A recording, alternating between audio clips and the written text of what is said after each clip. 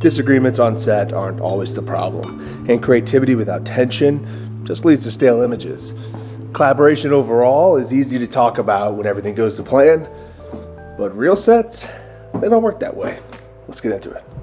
So you just arrived at set, you got your plans dialed in, you communicate with the producers, directors, gaffers, everyone, and you look at your location and it looks nothing like it did on the Scout. But wait, if you turn around, it's something like you've never seen before. And that's when we decided, let's shoot this way.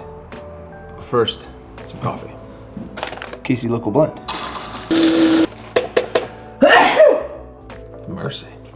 I had a childhood friend whose mom would always say mercy after any time someone sneezed. Not bless you or God bless you or oh my God. No, she'd always say mercy. Anyway, I started doing that now. So we turned around. We saw that the light was coming through these trees in a way that I've never seen before. The beautiful amount of dapple splashing on all these different tree limbs. And these trees were unique. They were very tall, vertical, and they did not have a lot of sideways or outward branches. Most of the foliage was towards the top as they stretched to reach the sun. Don't know which type of trees these were, but they were gorgeous, and there was hundreds of them spread out in a way that light was able to peek through and look really nice. So on the day, we had to make some changes. We realized the camera needs to be facing that way. What does that mean for our lighting? In the event that if it was cloudy, I think we were covered with the HMIs that we had, but now we were using an HMI just as a little kicker on this kid's face. And with that, we had to make sure everyone's on board, ask the dolly grip, hey, I know we're about to lay 80 feet of track. Before you do, let's make sure we lay it facing the right direction. These type of disagreements happen all the time on set. It's coming out on top where everyone is happy is a unique thing. You know, as a DP, you're here to serve the director and serve the agencies for the story they're trying to create. And when you get everyone on board, say, hey, this is gonna look better and here's why, it's a good feeling. Let's get into it. Disagreement isn't chaos, it's a tool. And you have to realize and position yourself in a way that on set day, when you're disagreeing, there's a ripple effect. If you're disagreeing because the quality isn't as to what you wanted, and you're gonna have to flip the whole thing, you gotta understand what that means down the line. That means that the key grip needs to now lay the track all the way across this way instead of the other direction. That means that the gaffer needs to figure out that he landed his generator over here and now it needs to be over there. Disagreeing on set's important. It's not frowned upon, it's respected, especially when done right. But the ripple effect from saying, hey, we should stick to here versus there, it's got department heads that need to be involved. It has a chain of command that needs to go through. For us on this shoot, when we decided to disagree with our boards and look towards the other direction, that just meant that we needed to make sure it was approved from the producers and agency standpoint, and that we could tell them here's why it works better and why it looks cooler.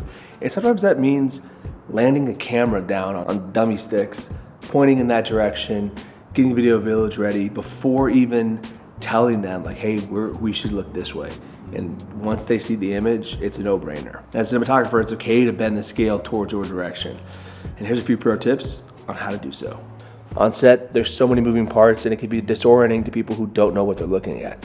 And when you put up a monitor too early and the camera's pointing out towards the direction of whatever the final frame should be, yet the lighting's not in place and the talents aren't quite there, or maybe they're not in the right wardrobe at the time, agency has a tendency to freak out and say, well, this is not what we talked about. And really, you're just because you haven't gotten there yet. That's 5 minutes away, that's 10 minutes away. We'll have the right things in set when we're ready to roll. The camera's just up for references, for the gaffer to come take a peek and realize, what was that? We should change that real quick. For the key grips to come in, for the hair and makeup people to come in to do final touches or final looks, you know, making sure everyone's looking good. So some of those pro tips is disconnect that SDI cable that goes to the Video Village tent. Don't show them. Or simply close the matte box and only show it when it's ready. Now that's gonna hurt everyone who needs to be able to see the image.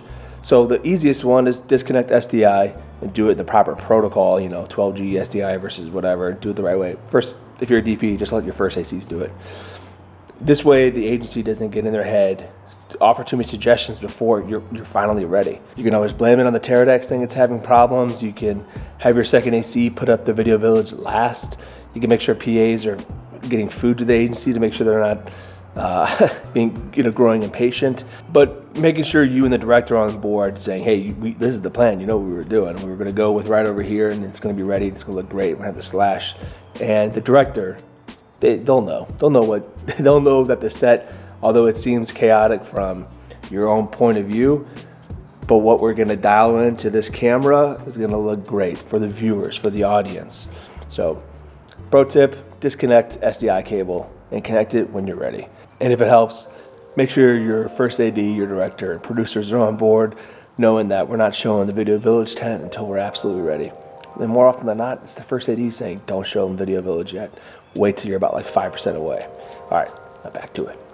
Creative tension on set isn't something to fear. It's something to welcome. How else are you gonna get the best images possible if you're not butting heads, challenging, overall testing the image? There's multiple times on this shoot where we were trying to dial in how much light should be in these tents. Where should the moonlight's percentage be at? This fire glow light kicker, should it be starting from over here or over there? The shoot itself had its challenges based on the locations we were shooting in.